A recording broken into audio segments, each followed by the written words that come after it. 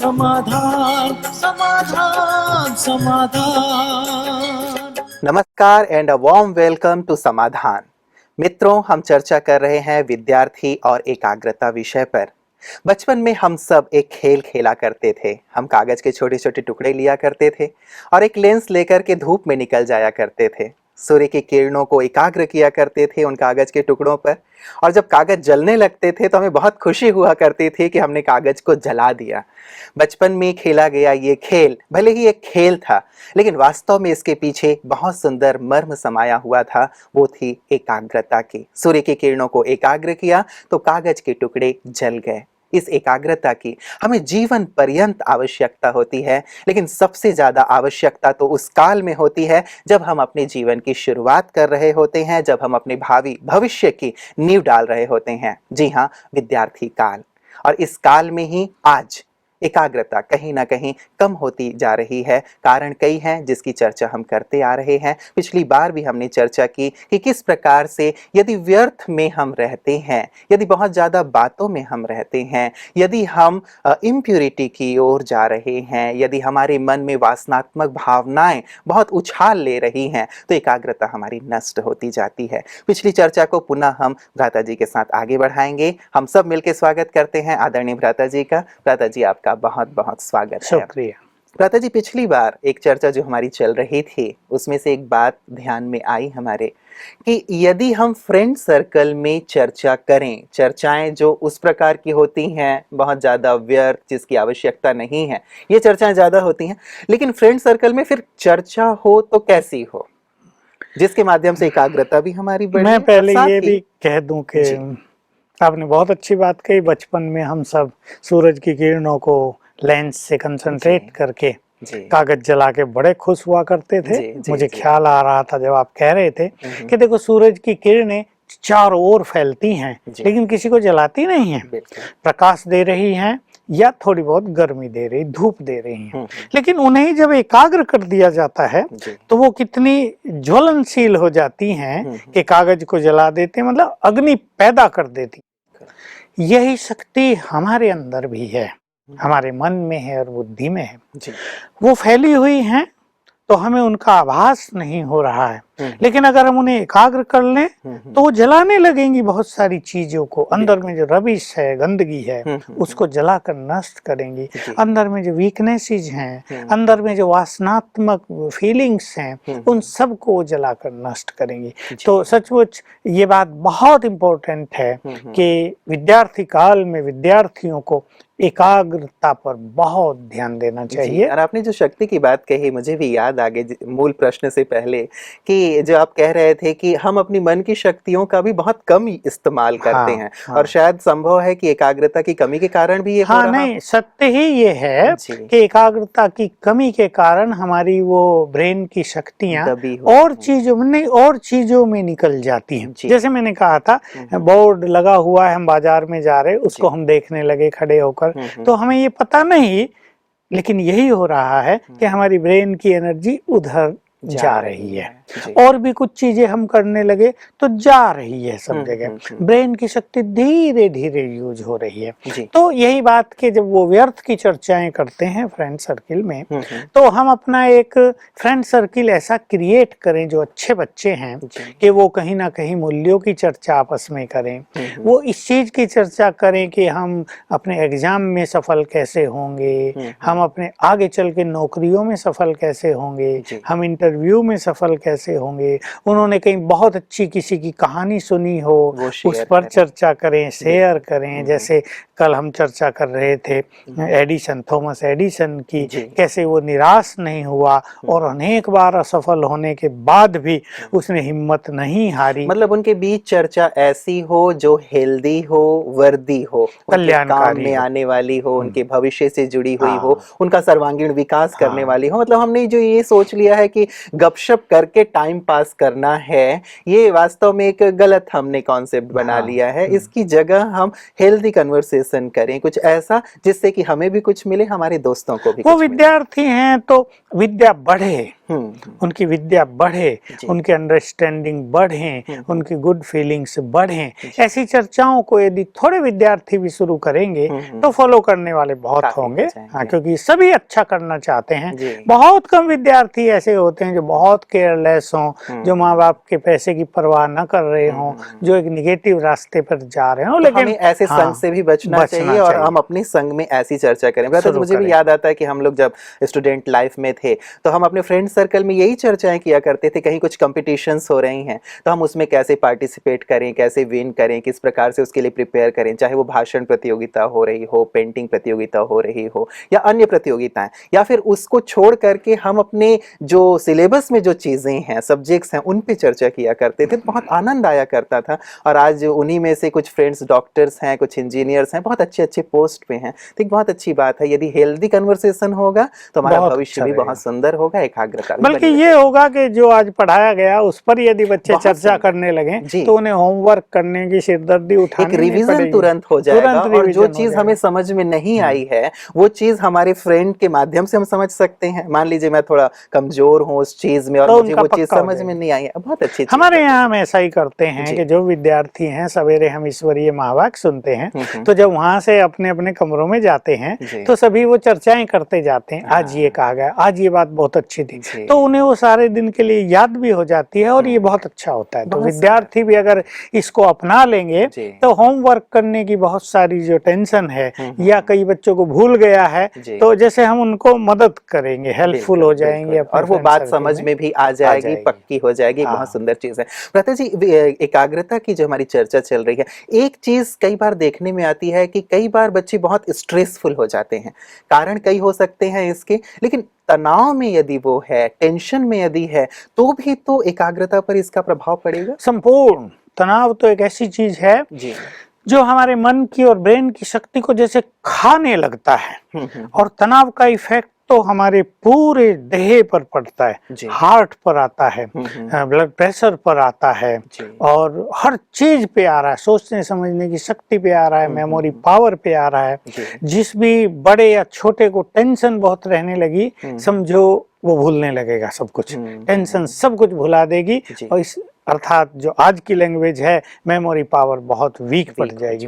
इसलिए टेंशन जो एक अलग सब्जेक्ट है, हम उस पर चर्चा तो करेंगे, परंतु बच्चों को बहुत हल्का रहना चाहिए और घरों में जो बात हो रही है उनकी टेंशन अपने ऊपर नहीं लेनी चाहिए। फ्रेंड सर्किल में भी जो कुछ हो गया है उसकी भी टेंशन अपने पास रखनी नहीं चाहिए।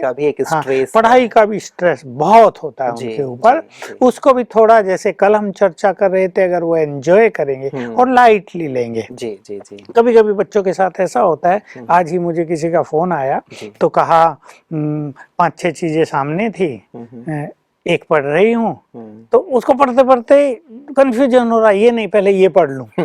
फिर उसको पढ़ने लगी, नहीं वही पढ़ना ठीक था, वही पढ़ूं, इसको छोड़ूं। कहा मेरा 1 घंटा ऐसे ही गुजर गया, मैं कुछ भी नहीं पढ़ पाई। तो ये भी एक तरह का कंफ्यूजन और स्ट्रेस हमारे टाइम को बहुत वेस्ट करते हैं और इससे एकाग्रता भी नष्ट होती है। इसलिए जो काम हम कर रहे हैं बस उस पे फोकस कर दें और ये लक्ष्य रख लें कि कम समय में हमें ज्यादा ग्रहण कर लेना है।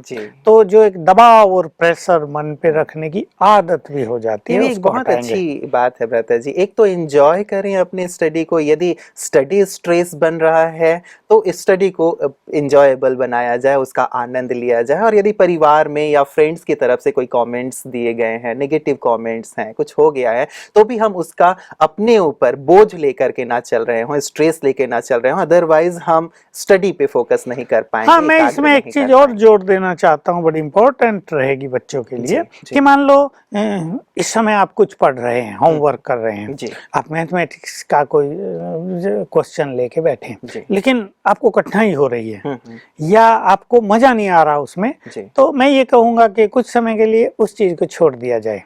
यानी ब्रेन उससे ट्यून अप नहीं कर रहा है, तो थोड़ी देर ब्रेन को रिलैक्स कर लेंगे तो उस समय हमें वो कुछ कर लेना चाहिए। मान लो कोई हमारी अच्छी इंटरेस्टिंग चीज है, उसको हम थोड़ा सा पढ़ लें 10 मिनट, तो ब्रेन फिर से ट्यून अप हो जाएगा उस कार्य के लिए, तो इससे प्रेशर भी कम हो जाएगा और जल्दी हम उस चीज को सोल्व भी कर पाएंगे जी। और यदि स्ट्रेसफुल होकर के ही लगे रहते हैं तो ना तो ग्रहण कर पाते और टाइम बहुत भी चला जा रहा होता। तो हम थोड़ा सा फ्रेश कर लें ऐसे समय पे, करें, इससे मानसिक थकान नहीं होगी। नहीं तो स्ट्रेसफुल स्थिति में अगर हम स्टडी कर रहे हैं ना तो हम उसको एंजॉय करेंगे और मानसिक थकान हमें बहुत हो जाएगी जो आगे के लिए अच्छी नहीं रहेगी। लता जी, बीच बीच में पानी भी पी लिया जाए, वो भी थोड़ा सा फ्रेश कर देता है। और भूखे भी ना रह जाए। कभी कभी क्या होता है, बच्चे मम्मी बुला रहे खाना खाओ, आता हूँ थोड़ा काम और बचा है, और इसमें 2 घंटे बिता दिए।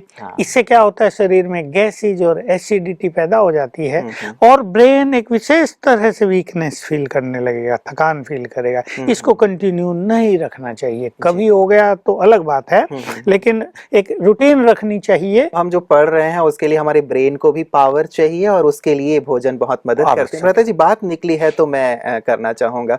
कई विद्यार्थी ऐसे होते हैं जो अपने एग्जाम के दिनों में या फिर पढ़ाई का बहुत ज्यादा जब लोड आ गया होता है तो देर रात तक जगते हैं और चाय पी पी के अपने आप को अलर्ट रखने की कोशिश करते हैं, पढ़ते हैं, अलर्ट रखने की कोशिश करते हैं, पढ़ते हैं। तो ये कहाँ तक है? ये बहुत ही डेंजरस चीज है, क्योंकि हमारे यहाँ 3 केस हमने ऐसे देखे जी। तो यही हुआ कि बच्चों ने चाय बना के थर्मस भर के रख लिया और सवेरे 3 बजे तक पढ़ना है, अगले दिन एग्जाम है और पढ़ रहे हैं, नींद आ रही है, फिर चाय पी रहे हैं, अपने को ऐसे ऐसे कर रहे हैं, फिर नींद आने लगी, फिर चाय पी रहे हैं।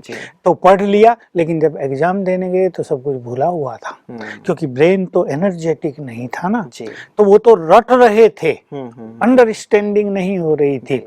और इससे कई बच्चों में तो ऐसा हो गया, 3 इंजीनियरिंग के स्टूडेंट हमारे पास आते थे। एक बार वो हमारे पास आए, पीछे से उनके फादर आए तीनों के कि देखें कहाँ जा रहे हैं, क्या गलत सीख रहे, क्योंकि उनके प्रोफेसर्स ने पेरेंट्स को शिकायत भेजी थी कि तुम्हारे बच्चे जो हैं वो क्लास में सोते हैं, हम पढ़ाते हैं ये सोते रहते हैं, हम इनको डांट के भी थक गए हैं।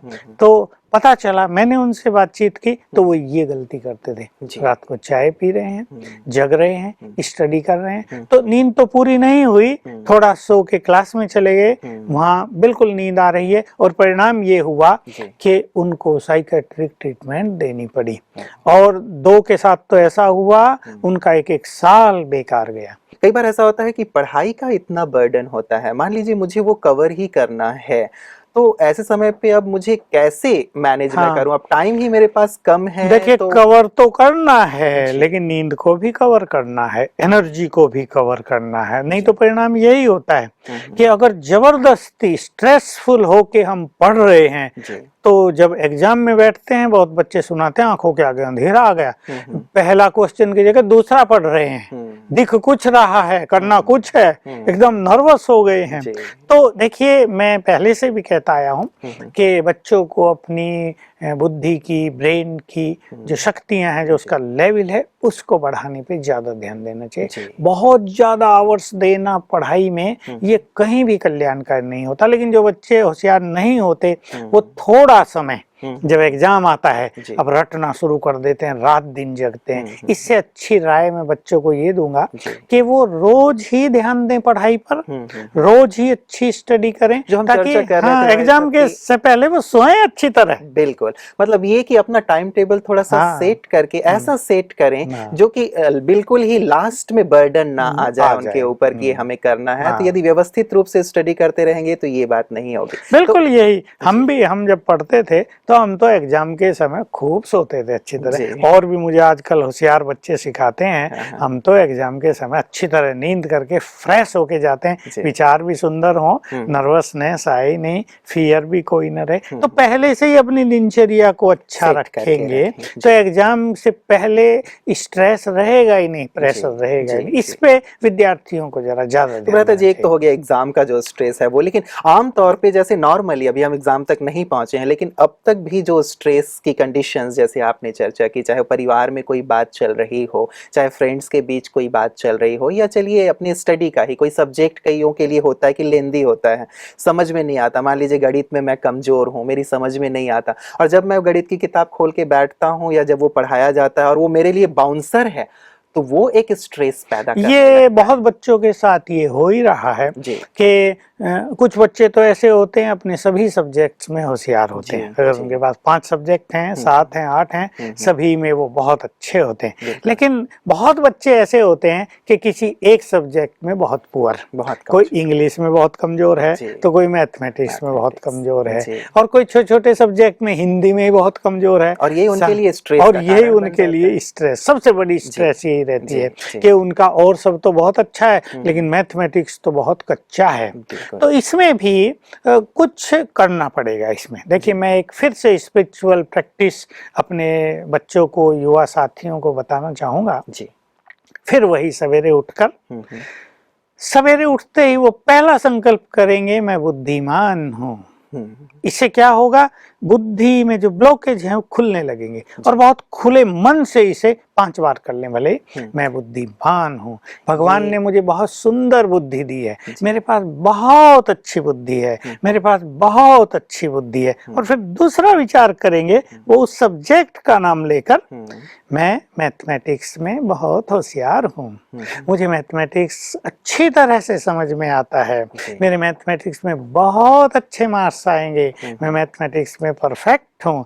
तो वो जो बुद्धि की शक्ति है, बुद्धि तो उसके पास है, वो मैथमेटिक्स में लग जाएगी और उसमें वो होशियार हो जाएंगे। जैसे हमने पहले भी कहा था, एक बच्चा एक चीज में बहुत होशियार है, दूसरी चीज में बहुत डल है। मैंने स्वामी रामतीर्थ का उदाहरण दिया था कि पंजाब यूनिवर्सिटी थी उस समय, दिल्ली तक बड़ी लंबी चौड़ी यूनिवर्सिटी, उसमें उसने टॉप किया था, मैथमेटिक्स में 100 मार्क्स, दूसरे एक सब्जेक्ट में 100 मार्क्स, लेकिन इंग्लिश में फेल।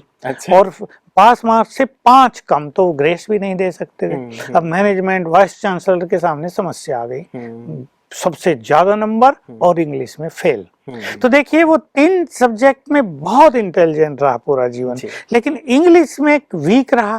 तो ये तो नहीं कहा जाएगा उसके पास बुद्धि नहीं है, वो अति बुद्धिमान था। जब वो धर्म और स्पिरिचुअलिटी के मार्ग में गया तो वो बहुत बुद्धिमान दिखाई दिया, लेकिन वही बुद्धि इंग्लिश के फील्ड में डल थी।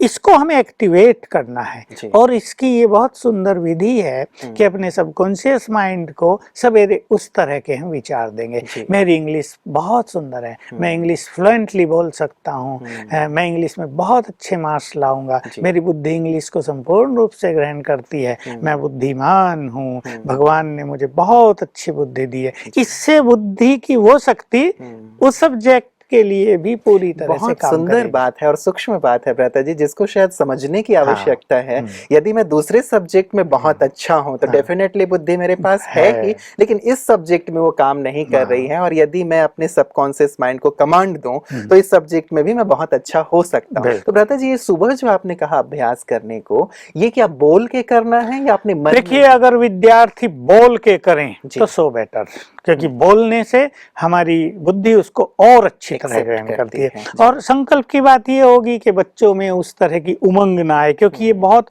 उमंग से, बहुत खुशी से संकल्प करने की जरूरत है। बहुत अगर बच्चे का कमरा अलग है, स्टडी रूम, तो वो उसमें बैठ के और हाथ ऐसे करके खुलेआम कहे, भगवान ने मुझे बहुत अच्छी बुद्धि दी है, मैं बहुत बुद्धिमान हूँ, मैं इंग्लिश में बहुत होशियार हूँ, मैं इंग्लिश में परफेक्ट हूँ, मेरे इंग्लिश में इस बार इतने मार्क्स आएंगे, तो सबकॉन्शियस माइंड उसे ग्रहण करता रहेगा और उसको उधर ही ले जाएगा। एक चीज भ्राता जी, मान लीजिए मैं इंग्लिश में बहुत कमजोर हूँ, अब ले दे के गिरते पड़ते मैं हर एक क्लास में पास होता आ रहा हूँ।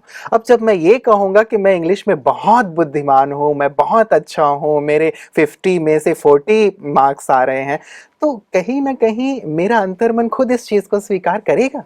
हाँ, देखिए, अंतर्मन एक ऐसी चीज है जो हमारे कमांड्स को स्वीकार करता है, वो तर्क नहीं करता।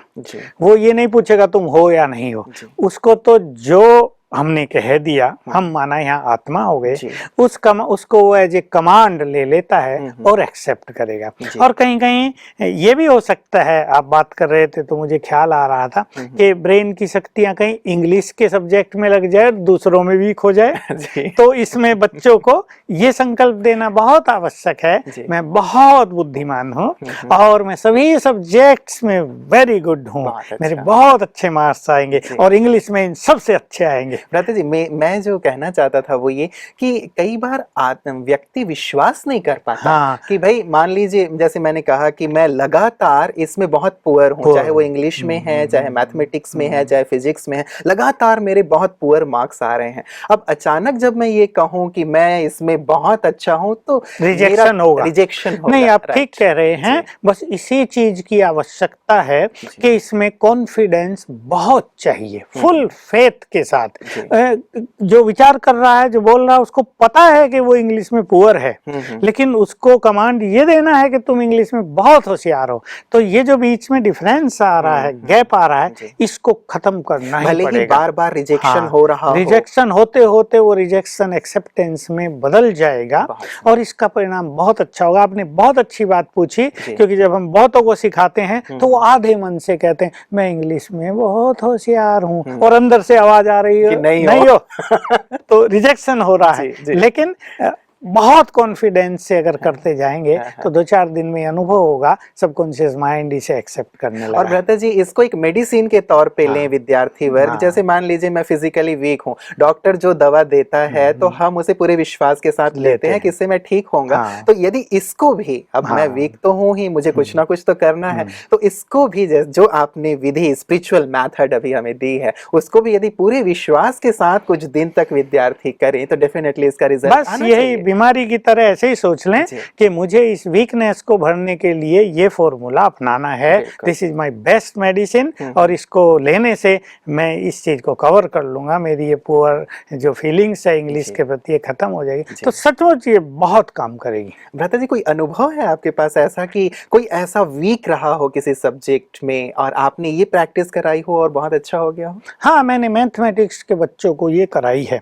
मेरे पास बहुत ज्यादा तो नहीं, लेकिन 10-12 अच्छे उदाहरण इसके सामने आ गए कि बच्चों ने यही प्रश्न, बिल्कुल यही बात उनके सामने थी।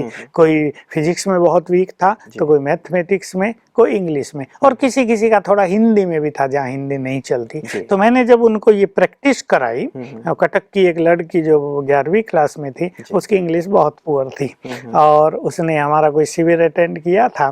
तो उसका फादर तो कह रहा था शिविर न अटेंड करो, तुम्हारे एग्जाम आ रहे हैं, इंग्लिश की अच्छी तैयारी करो। वो कहती नहीं, मैं कर लूँ, कुछ सीख लूंगी। उसने ये चीज सीखी थी और एग्जाम से कुछ ही दिन पहले उसने तैयारी की थी। बहुत समय उसके पास नहीं था इंग्लिश के लिए, तो उसके 68 मार्क्स आ गए थे।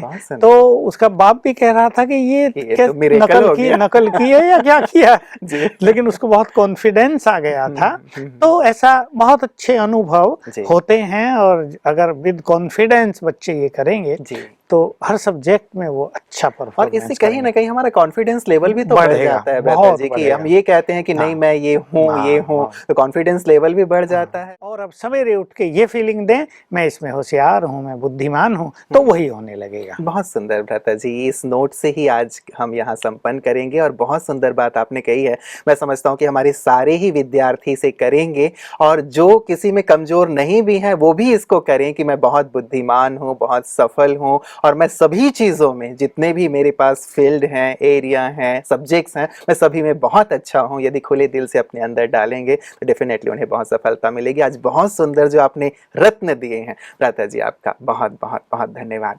मित्रों, आज आपने देखा विद्यार्थी और एकाग्रता विषय पर हमारी चर्चा बहुत ही गहन होती जा रही है, और स्ट्रेस की बात आज हम कर रहे थे कि कहीं ना कहीं परिवार जो है, परिवार का स्ट्रेस, यदि कोई बात परिवार में चल रही है उसके कारण हम तनावग्रस्त रहते हैं, या हमारी मित्र मंडली में कोई बात हो गई है, उनसे हमारी उलझन हो गई है, खिटपिट हो गई है, वो भी एक तनाव के रूप में हमारे पास बना रहता है, उसके कारण भी हमारी एकाग्रता कहीं ना कहीं भंग होती है। और साथ ही साथ जो सबसे महत्वपूर्ण चर्चा हमारी आज हुई वो ये कि स्टडी का स्ट्रेस, कि पढ़ाई हमारी पूरी नहीं हो पा रही है, हम किसी विशेष सब्जेक्ट में हम कमजोर हैं, वो भी एक तनाव का कारण बन जाता है और हमारी एकाग्रता को भंग करता है। तो इन तनावों को हल्का करें, पढ़ाई को एंजॉय करें, और आज जो बहुत सुंदर मेथड हमें मिला है कि रोज सुबह उठ करके मैं बहुत बुद्धिमान हूं, मेरे पास बहुत अच्छी बुद्धि है, मैं सभी सब्जेक्ट्स में बहुत अच्छा हूं, इस स्पिरिचुअल मेथड को अवश्य अप्लाई करें और देखें कि इसका क्या रिजल्ट होता है।